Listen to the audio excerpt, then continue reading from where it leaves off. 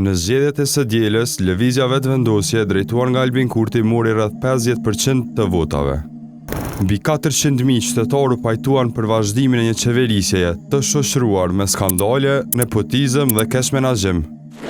Populli tha po vazhdimit të vjedhjes së rezervave shtetërore,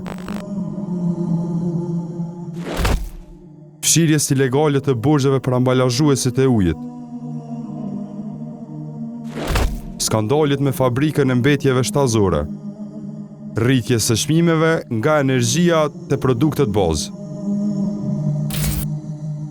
Nuk mbaron me kaq. Populli u pajtua edhe me tenderët një burimor dhe monopolet të ndryshme, si ky në Kek. Nepotizmit në ndërmarrjet publike me Iber Lepencin, si një nga çerdhet më të dukshme të punësimeve partijake. U aprovua edhe dhënia e subvencioneve për vllaznie dajallar.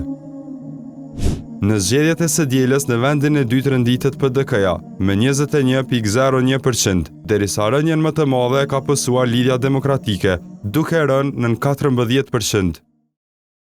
Shënjestër.net